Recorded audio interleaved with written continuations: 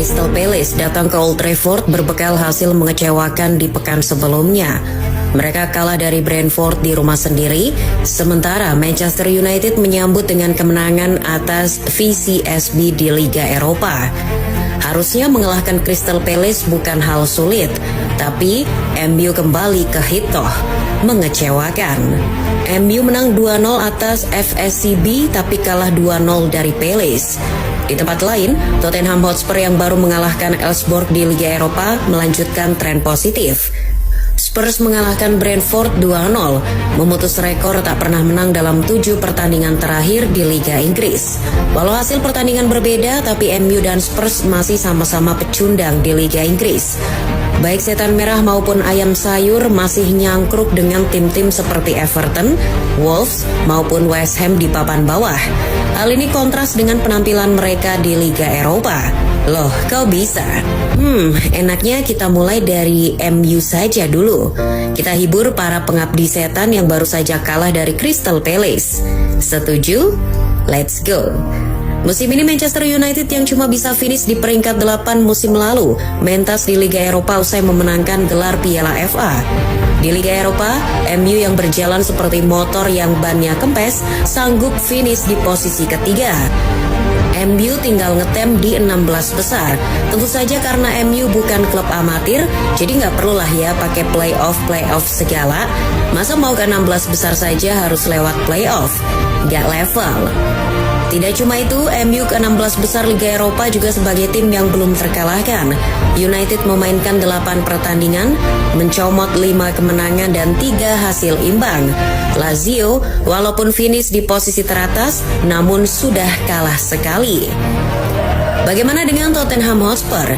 Spurs musim ini sepertinya ditakdirkan selalu berada di bokong Manchester United. Di Liga Inggris hingga pekan ke-24, The Lily-Whites berada di posisi 14, MU di atasnya. Tottenham Hotspur mengakhiri fase di Liga Eropa dengan finish di posisi keempat, juga di belakang Manchester United. Sama seperti United, Tottenham Hotspur berhak lolos ke babak 16 besar, kendati perjalanan mereka ternoda dengan 1 kekalahan. Kalau saja tidak begitu, tapi posisi Spurs di Liga Eropa mungkin akan berada di atas Manchester United. MU gak bisa jadi satu-satunya tim yang belum terkalahkan di Liga Eropa. Gak ada yang dibanggain fans MU nanti. Manchester United dan Tottenham Hotspur beruntung hanya bermain di Liga Eropa. Lawan-lawan yang mereka hadapi cenderung mudah, atau kalau sedikit sulit minimal bisa diatasi. Bayangkan kalau dua tim ini main di Liga Champions. Gak mungkin. Hampir tidak ada tim yang sulit bagi Tottenham Hotspur, mungkin cuma AS Roma. Lawan lain seperti Karabakh, Ferencvaros, AZ Alkmaar, Galatasaray, Rangers, Hoffenheim, dan Elfsborg mestinya mudah. Namun ya, namanya juga klub ampas, melawan tim-tim tadi saja kesulitan. Kecuali dua tim yang namanya mungkin baru kamu dengar, Elfsborg dan Karabakh. Spurs susah payah untuk menang. Di laga melawan Galatasaray, Spurs justru kalah.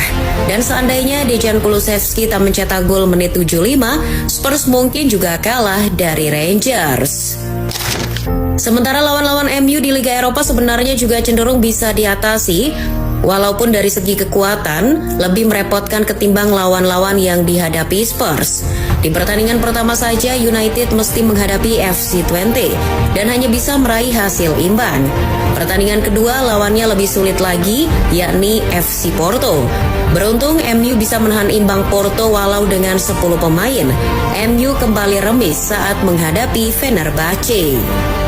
Selesai meraih 3 seri, United terancam tak lolos langsung ke 16 besar. Namun MU berhasil membabat habis 5 lawan tersisa. Kontras dengan performa MU di Liga Inggris, di Inggris mereka yang dibabat. Suatu ketika, Ruben Amorim pernah mengatakan banyak pemain MU anxiety alias menderita kecemasan. Setiap kali turun ke lapangan, belum saja peluit kick-off dibunyikan, para pemain sudah nervous duluan. Mental yang roboh sebelum bertanding mengakibatkan beban yang berat bertambah berat. Hasilnya, Manchester United bisa terkapar kapan saja. Mentalitas buruk semacam itu membuat hasil pertandingan seperti gacha saja. Hari ini kalah, besok menang, besoknya lagi dan besoknya lagi kalah.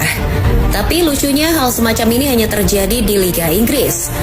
Lihat saja dalam 5 pertandingan terakhir, hasilnya selalu variatif. United menahan imbang Liverpool, lalu menang atas Southampton. Tapi menghadapi Brighton di rumah sendiri, United justru dihajar 3-1.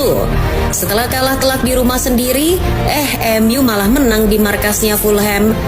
Usai memetik 3 poin di Craven Cottage, MU malah keok lagi di rumahnya sendiri.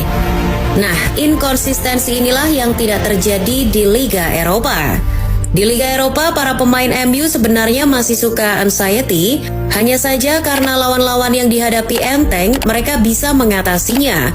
Seperti apa yang dikatakan James Horncastle, komentator sepak bola dari TNT Sports, terdapat perbedaan kualitas antara Premier League dan liga-liga Eropa lainnya. Ketika kita bicara 5 liga teratas, kita harus berhenti melakukan itu, karena Liga Inggris sejauh ini berdiri sendiri. Kata penggemar Leeds United itu menjelaskan kesenjangan Premier League dengan liga lain. Barangkali karena ini, MU yang lemah begitu superior dari tim-tim yang dihadapi di Liga Eropa musim ini. Finansial, pemain, strategi, penonton, MU unggul segalanya. Tak aneh bila Horncastle lalu mendesak agar Manchester United memenangkan gelar Liga Eropa musim ini. Jika tidak, kata Horncastle, setan merah bisa dikatakan gagal musim ini. Desakan yang sama bisa jadi juga tengah dialami Ange Postecoglou di Tottenham Hotspur. Di London, Ange Postecoglou sedang berada di atas perahu lepas, terombang-ambing.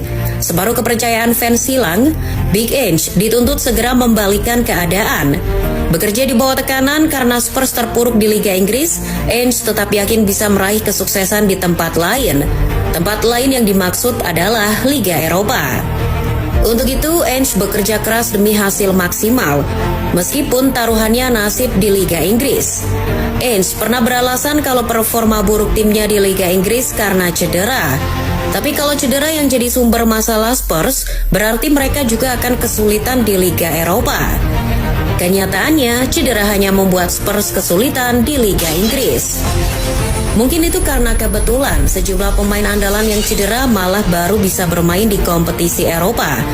Ambil contoh Mickey van de Ven. Pemain ini mengalami cedera hamstring pada Desember 2024 lalu dan baru sembuh pada Januari 2025, persis sebelum laga kontra Elfsborg.